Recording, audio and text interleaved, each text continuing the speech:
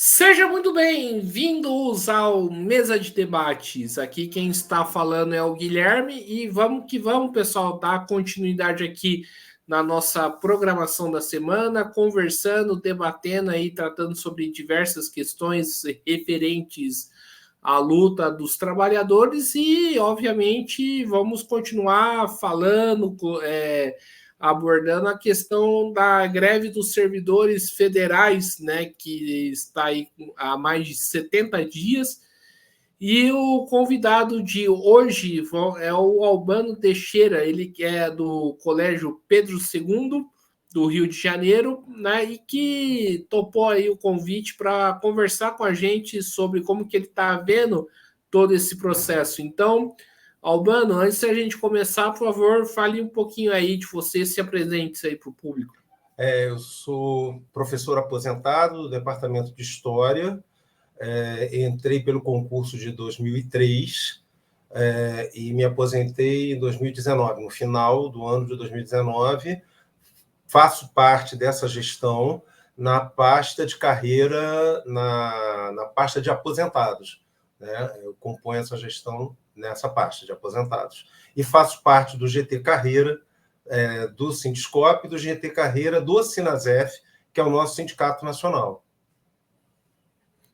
Perfeito. E, Albano, começando aqui a nossa conversa, são mais de 70 dias de greve, né? Como que você vê o desenvolvimento aí da luta, né? A situação aí que a greve está hoje, né? Como que você está enxergando aí o processo? Se nós pegarmos aí os técnicos administrativos das universidades que entraram em 11 de março, a gente já está quase chegando a 3 meses, né, de greve. Bom, o problema é que essa greve poderia não ter acontecido, né? Porque o governo, quando entrou, ele anunciou que ia recolocar a mesa de negociação permanente. Houve uma grande expectativa do conjunto do serviço público por essa mesa, porque essa mesa existiu nos governos anteriores, em que o PT estava na presidência, e depois da entrada do Temer, essa mesa foi fechada e foi reaberta.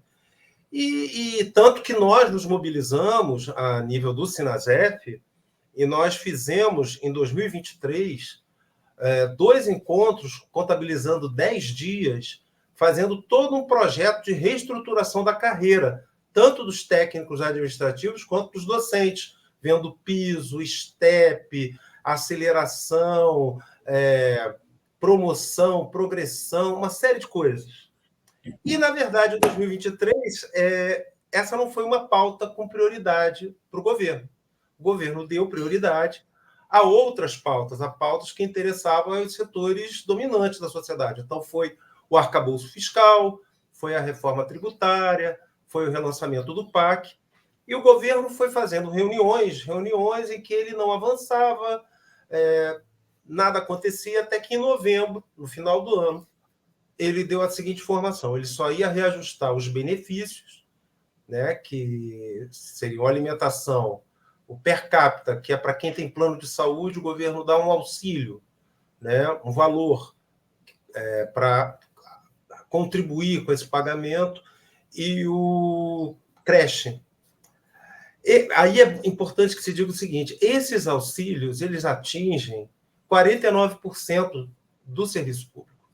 Porque eu, por exemplo, como aposentado, quando eu me aposento, tirando o per capita, eu não tenho mais direito a esses benefícios, né?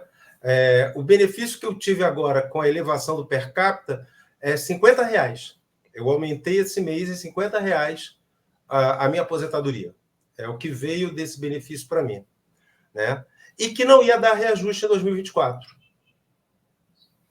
Isso causou assim um mal-estar muito grande. Entramos nesse ano de 2024. O FONASEF, que é um fórum que reúne os sindicatos nacionais dos servidores públicos, fez um levantamento de perdas, apresentou esse levantamento de perdas desde 2010, dava em torno de 53% para os técnicos administrativos e 40% para os docentes. parcelando esse valor nos 3 anos de 2024, 2025 e 2026. O governo disse que não, 2024 não teria reajuste. Aí o Fonasef fez uma nova proposta. Jogou para 2016, isso ficou em torno de 34% para os técnicos e 23% para os docentes, parcelando pelos 3 anos. De novo, o governo disse que não. Não dava uma contraproposta, não falava da carreira, não apresentava a reestruturação, nossas propostas já colocadas na mesa. E o primeiro setor que não suportou mais essa situação de não ver minimamente as reivindicações atendidas foram os técnicos administrativos da universidade, que começaram a greve em 11 de março. Nós, do Sinasef, começamos a greve em 3 de abril e os docentes em 15 de maio. Então, hoje, a gente tem uma greve da Educação Federal, né? Aqui temos também uma greve da Saúde Federal, né? Em função da proposta para os hospitais federais aqui no Rio de Janeiro, que é de repassar para a iniciativa privada no sentido da administração, né? Ou para o município. E isso levou à greve. Então, na verdade, essa greve poderia não ter acontecido, né? E o governo tem se mostrado extremamente intransigente, né? Ele primeiro fez um termo de compromisso que aquilo que ele tinha assegurado que ia pagar, que eram os auxílios, os benefícios, ele colocou num papel e disse que se a maioria das entidades não assinasse, os benefícios não viriam para a folha de maio, né? E neste termo de compromisso, ele fez uma estratégia, ele acabou com a mesa geral, que era uma reunião geral que reunia todos os sindicatos, onde você discutia um reajuste geral para o funcionalismo. Você jogou tudo para mesas setoriais. A esmagadora maioria, se não me engano, todos assinaram. Ele acabou com a mesa geral e jogou para as setoriais. E nas setoriais, ele está fechando os acordos. Com isso, ele ganhou mais força para manter a postura de não dar reajuste nenhum para 2024, salvo algumas categorias, né? Toda a parte da segurança federal ganhou reajuste para 2024. Polícia Federal, Polícia Rodoviária Federal, Polícia Penal, né? FUNAI, alguns outros cargos conseguiram. Para nós, por exemplo, não. E aí ele levou 32 dias para apresentar uma contraproposta que foi considerada insuficiente, em que ele mantinha o reajuste zero para 2024. Diante disso, as entidades fizeram uma nova contraproposta, que foi... e o governo colocou o seguinte, ele fez uma política de fato consumado. Ele apresentou a proposta, chamou a reunião para o dia 15 e para o dia 21 de maio passado, e falou assim, olha, o limite é dia 27. Dia 27 não é para negociar, dia 27 é para assinar. Se não assinar, não tem acordo, não tem reajuste. Quer dizer, fez a política da faca no peito. Fazubra, Sinasef e Andes recusaram, apresentaram uma nova contraproposta. Hoje, o governo está se reunindo para dar uma resposta a essa contraproposta. Então, o que a gente tem visto foi, primeiro, uma enrolação no ano passado, que chegou até o início desse ano, depois uma política de intransigência, né? E aí o uso de chantagens, de ultimatos, retardo em responder, retardo... E o último ato foi pegar um sindicato cartorial que não representa a nossa base, os docentes da nossa base, que só tem 15% da base dos docentes das universidades, e assinou no dia 27 com essa entidade, dizendo que a assinatura dessa entidade selava o acordo. Acontece que essa entidade, que é o PROIFES, nós, do Sinasef, né, nós temos uma ação transitada em julgado em 2022, em que a Justiça ratifica que essa entidade não nos representa, então ela não pode assinar em nome dos docentes da rede de educação básica, técnica e tecnológica, onde o Pedro II está colocado, e não tem representatividade porque só tem 15% da base dos docentes das universidades federais. E acabou uma liminar da seção de Sergipe ganhou na justiça o não reconhecimento desse sindicato como representante do docente. Então, a política do governo tem sido uma política severa, né, com relação à educação, a educação que passou os últimos 6 anos tendo cortes sucessivos de orçamento, né? Foram cortes sucessivos de orçamento, que passou por um congelamento salarial nesses últimos 6 anos, particularmente para os técnicos.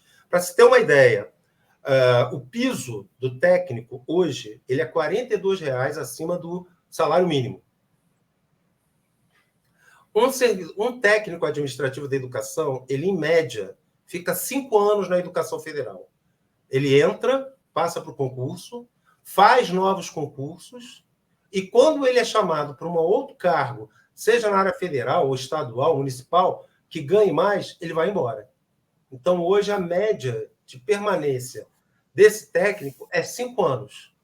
E aí a gente está falando de quem? A gente está falando de assistente social, a gente está falando de pedagogo, a gente está falando de psicólogo, a gente está falando de bibliotecário, a gente está falando de assistente de aluno, a gente está falando de economista, porque tem toda a área de finanças, de compra, de empenho. Esses setores, os novos servidores, eles estão ficando em média 5 anos e vão embora.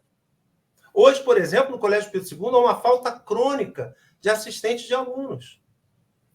No meu antigo campus, há 1 ano atrás, um assistente de alunos passou num concurso para o Rio Grande do Sul, ele não tem família no Rio Grande do Sul, ele se exonerou do colégio e foi tomar posse no Rio Grande do Sul, porque lá o salário era melhor, no governo estadual do Rio Grande do Sul, do que ser servidor num colégio federal no Rio de Janeiro, onde a família dele habita.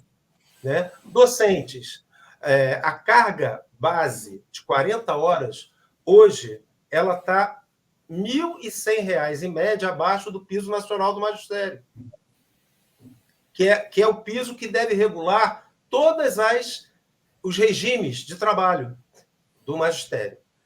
Então, para você ter uma ideia, hoje nós temos em torno de 100 docentes no Colégio Pedro II que não tem DE, que não tem dedicação exclusiva, e, portanto, recebem uma complementação para ganhar o piso nacional do magistério.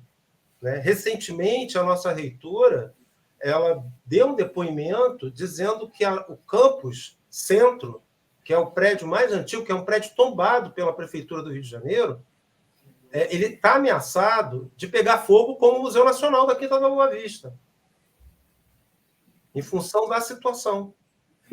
E depois que essa matéria saiu durante a greve, ela já recebeu 10 milhões do governo para fazer o teto. Mas ela precisaria de mais 30 milhões, se não me engano, para fazer toda a reforma do prédio. Então, é esse o quadro. A gente vê as notícias das universidades. Né? No Pedro II não é diferente. Nós temos áreas no Complexo de Realengo que estão fechadas, porque precisam de obra urgente. Então, esse é o quadro. A gente acha que a postura do governo tem sido uma postura de um governo que se elegeu se colocando contra o obscurantismo, contra o negacionismo, a favor da educação, da ciência e da cultura. A postura tem sido muito negativa por parte do governo. Assim. A minha categoria em Congresso, em 2022, tirou em Congresso chamar o voto em Lula no primeiro turno, para derrotar o bolsonarismo. Então, há um impacto muito negativo, né, dessa postura que o governo tem tido de não dar prioridade para a educação federal. Albano, né, eu acho que é fundamental a sua fala, né, e eu acho que a gente precisa fazer um pouco uma avaliação, né, do governo federal à luz dessa greve, né, dos servidores federais, né? Qual é a lição que a gente pode tirar em relação a esse governo? Olha, é um governo que, obviamente, é diferente do governo que passou. O governo que passou era um governo da extrema-direita ou da ultradireita, né? Era um governo que tinha um projeto de fechamento de regime, né? Fora de um discurso de ódio extremamente danoso para a nossa sociedade, para o mundo. Esse governo é um governo liberal-democrático, porém é um governo de composição. Então, é um governo de conciliação. E num governo de conciliação de classes, numa sociedade de classes, os setores que representam a classe dominante acabam dando a dinâmica do governo. E é isso que tem acontecido. Na minha avaliação, o governo ele adotou o projeto neoliberal de uma forma diferenciada do ultraneoliberalismo de Bolsonaro e Paulo Guedes, mas ele continua implementando a pauta do Estado mínimo, da privatização do Estado. Né? A lei do arcabouço fiscal prova isso, a reforma tributária prova isso, e ele vai soltando aqui e ali algumas medidas muito menores em termos de impacto diante desse centro da política. Né?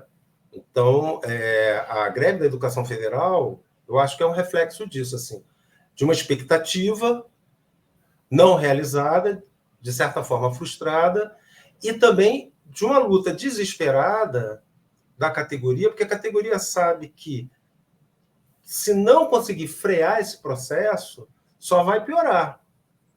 Né? Está muito claro aí que há uma ameaça de uma reforma administrativa. O próprio governo defende fazer uma reforma administrativa, criando a figura do servidor seletista. Ora, o servidor seletista ele não é efetivo. Ele não sendo efetivo, ele pode ser demitido a qualquer hora. Né? Ele não sendo efetivo, ele está menos protegido dos assédios políticos, dos assédios morais, né? Ele está muito mais fragilizado. O servidor sendo efetivo, ele tem mais garantias dele servir à nação e não ao governo de plantão. E esse governo já colocou que tem uma proposta de reforma administrativa que cria a figura do servidor seletista. Né? Então, assim, eu acho que é isso. É um governo que não é um governo da ultradireita, não é um governo que tem uma proposta de fechamento do governo, mas é um governo que acaba seguindo o modelo neoliberal, com sua forma de atuação, de como aplicar essa política neoliberal do Estado mínimo. Certo. Albano, você falou aí, né, da questão das mesas de negociações, né? Vira e mexe o mesa de debates, né? Conversa com, né, sindicalistas que participam, né, dessas mesas, né? Mas a sensação que passa para mim, e tomando muito como exemplo a greve dos servidores federais, que a mesa de negociação ela vira uma mesa de enrolação, né? Sim.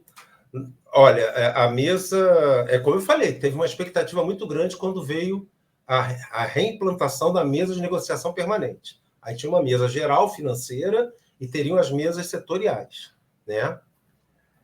E as emergenciais, que a gente até que era por um plebiscito e que, inclusive, nós conseguimos que a mesa dos técnicos administrativos da educação entrasse nessa mesa emergencial. Então, o pessoal achava que rapidamente ia ter uma resposta para os problemas da carreira dos técnicos administrativos e essa resposta não veio.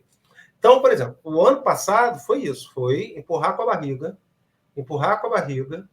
até chegar ao final do ano, para no final do ano dizer que não ia dar nada em 2024, que só ia dar os auxílios, o aumento nos benefícios. Início do ano, a mesma coisa. Quando a greve já estava anunciada, né, e quando os técnicos administrativos já estavam em greve, e quando a greve do Senasef já estava anunciada, é que houve alguma mobilização por parte do MEC, do MGI, não, vamos ver aqui então, explica melhor qual é a proposta de vocês, não sei o quê. O próprio ministro da Economia, da Educação falou, não, me dá 10 dias para eu correr, para conseguir recurso, né? Então, foi isso. Né? Acho que o governo não esperava que essa greve fosse acontecer, em função do apoio que a categoria dava ao governo, deu, né? Principalmente no ano de 2022, e achava que o que fosse apresentado seria aceito, sem questionamento. Quer dizer, um desconhecimento muito grande da situação principalmente dos técnicos administrativos, situação assim de um arroxo salarial violentíssimo que esse setor vem sofrendo, né? Nós temos casos no Colégio Pedro II assim, de ter que ajudar a fazer uma espécie de vaquinha eletrônica para ajudar companheiros que não tinham mais de onde tirar recursos. Essa situação das pessoas... Isso, inclusive, se reflete na própria filiação ao sindicato. A gente vem tendo... Só agora com a greve é que paralisou. A gente vinha tendo, mês a mês, uma saída de 3, 4, 5 filiados pedindo a desfiliação, a grande maioria aposentados, e quando a gente tentava entrar em contato, olha, eu tenho que cortar custos, despesas, porque meu salário não é reajustado, minha aposentadoria não recebe reajuste, então eu tenho que cortar, vou cortar aqui na contribuição do sindicato. Agora, com a greve, estancou e até aumentou, né? Agora, no processo da greve, tem aumentado a sindicalização, a gente ia fazer esse levantamento. Mas a realidade nossa é que, desde 2016, vinha caindo a sindicalização. Não que novos não entrassem. Novas sindicalizações eram feitas, mas acabava predominando a queda, principalmente aposentados e aposentadas, né? Que necessitam muito mais dos recursos. Então, quando o governo fala um reajuste zero em 2024, principalmente para esse setor que é 51% da categoria, que são aposentados e pensionistas, e se a gente for pensar, tem aposentados que recebem muito abaixo da tabela atual. Que a tabela atual que existe hoje é uma tabela que sofreu alterações e aumentos de 2008 para frente. De 2008 a 2016, no caso dos técnicos, 2018 no caso do docente, essa tabela foi recebendo, foi tendo mudanças. Tem aposentados que são de antes disso. Então, eles ganham muito menos. É uma situação muito cruel para esses setores. E, de fato, foi isso. De fato, foi enrolação e não deixa de ser, porque levou 32 dias para apresentar uma contraproposta. O governo, a primeira proposta do governo foi 0, 4,5, 4,5. Para ele chegar a uma proposta diferente disso, mantendo o 0, em 2024, ele levou 32 dias, isso, a greve já acontecendo, o Andes, que foi o último setor a entrar em greve, já paralisando as suas atividades a nível nacional. Então, é realmente jogar para o desgaste da greve, né? E eu queria lembrar que a gente fala muito da correção do salário, da carreira, mas tem outros 2 pontos que são muito importantes nessa greve, que é a questão da recomposição orçamentária das IFES e das universidades, ou seja, dar um ponto de inflexão nessa curva de queda dos orçamentos, né? Elevar os orçamentos. E a outra é o que a gente chama de revogaço, que é revogar uma série de emendas, leis, que foram criadas nos últimos... de 2016 para cá. Então, por exemplo, entra nisso a BNCC, o novo ensino médio, portaria 983, que é uma portaria criada em 2020, que ela, ao estabelecer que a carga mínima de ensino é de 14 horas relógio, ela inviabiliza o tripé de ensino, pesquisa e extensão. Antes era menos, né? Essa portaria ela ampliou a carga de trabalho para ensino, e isso implica em redução para pesquisa e extensão, né? Esses outros pontos também que são importantes para a nossa carreira, para a educação federal. Albano, 2 últimas perguntas aí para a gente ir fechar aqui a nossa entrevista.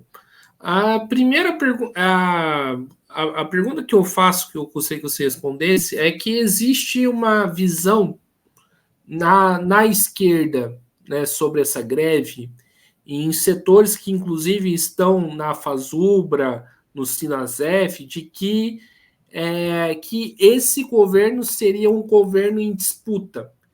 E logo a greve é boa para o governo, né? E o governo teria que perceber isso, que a greve é boa. O que você compartilha dessa visão? Não, né? O que você pensa aí, né, dessa análise? Eu sei que existe esse discurso, né? Um discurso que era feito logo no início do ano passado, esse governo é nosso. Esse discurso eu não vejo mais. Esse discurso no início aparecia, não, esse governo é um governo nosso. Depois eu acho que ganhou mais esse discurso de que é um governo que está em disputa. Olha, e a realidade mostra para mim, mostra que isso não é fato, que isso não é verdade. Porque até o próprio presidente falou isso, né? Não, façam greve para que eu possa. Vocês fazendo greve, eu vou poder tomar as ações que eu quero realizar, a gente vai ganhar força para poder. Bom, está aí a greve, está aí acontecendo, e ao contrário, o governo tem se mostrado. E aí, quando a gente fala do governo, o Feijó é um ex-sindicalista do ABC, é um operário sindicalista do ABC. Ele que está à frente da negociação. É ele que tem feito todas essas medidas de chantagem, de ultimato, de assinatura com o sindicato cartorial. Ele é um representante do governo Lula, direto do governo. Então, não vejo um governo como um governo em disputa, né? Se fosse de fato isso, e se a educação de fato fosse um setor interessante, que eu acho que até existe um interesse no governo, se apresentar como um governo que tem interesse na educação, tanto que anunciou que ia abrir mais 100 IFES no país, né? Mas, de fato, concretamente, a gente vê que não, né?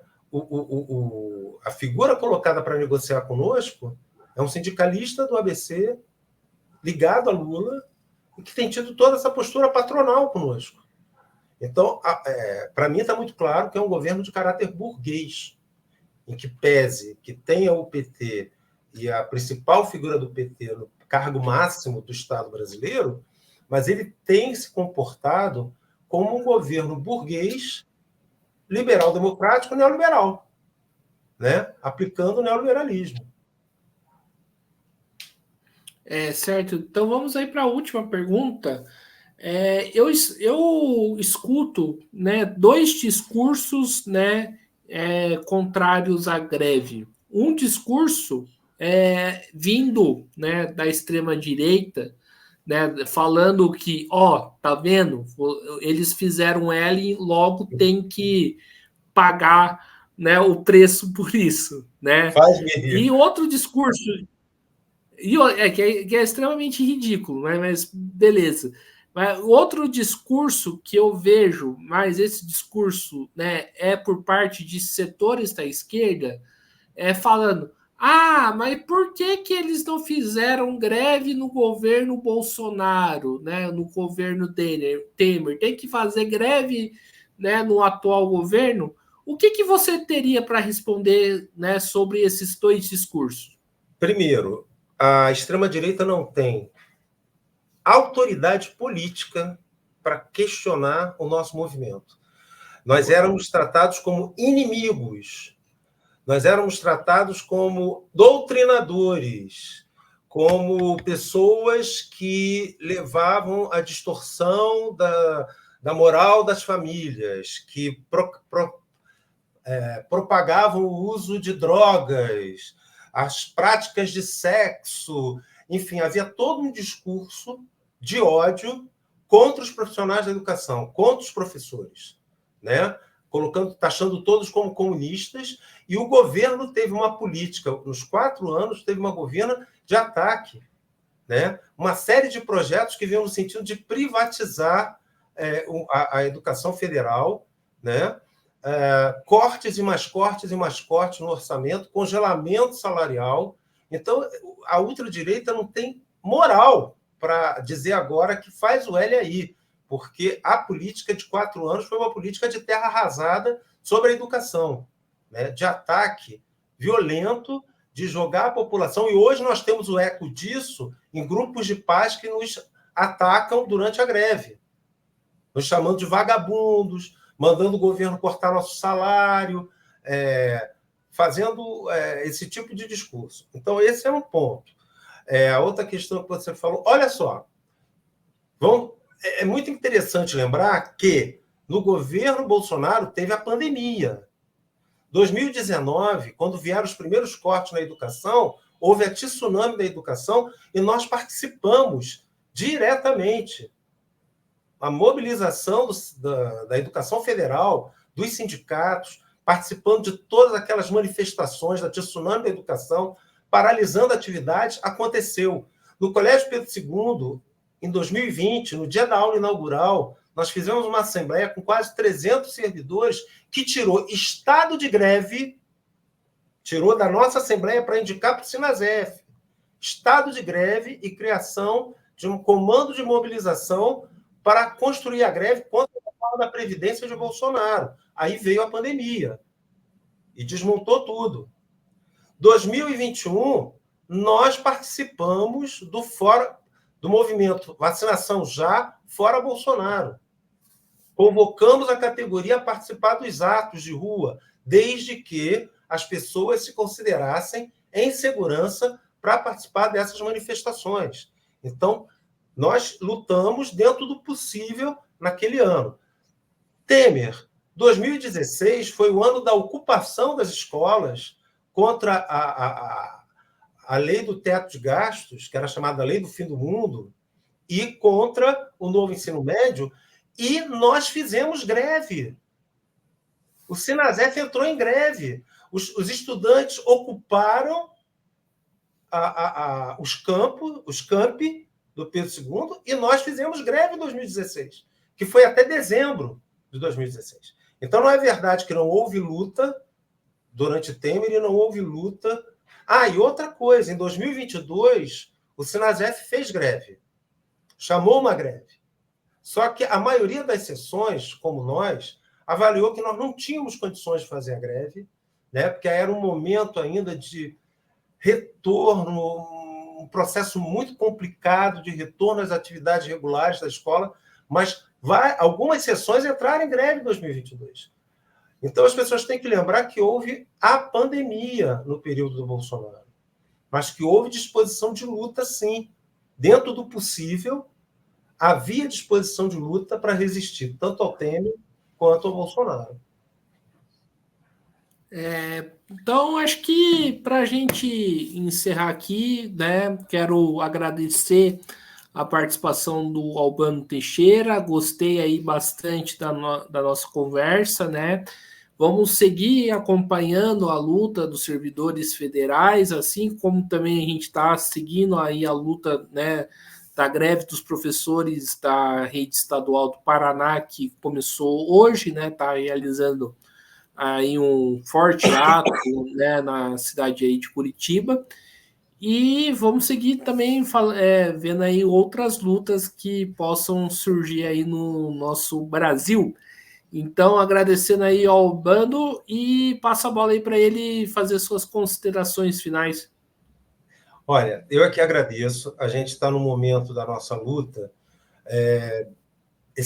fundamental, né? O governo joga hoje claramente para derrotar a greve, né?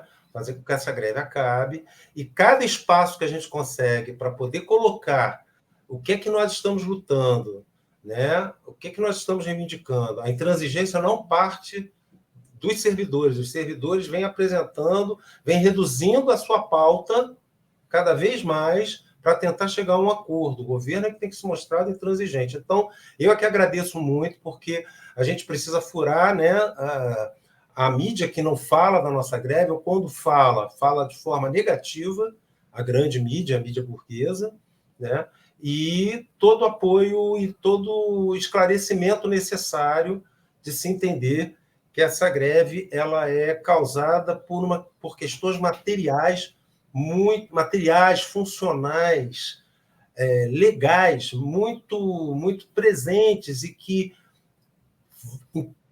impactam a realidade hoje da educação federal, tanto das universidades quanto das IFES. Eu aqui agradeço muitíssimo o espaço.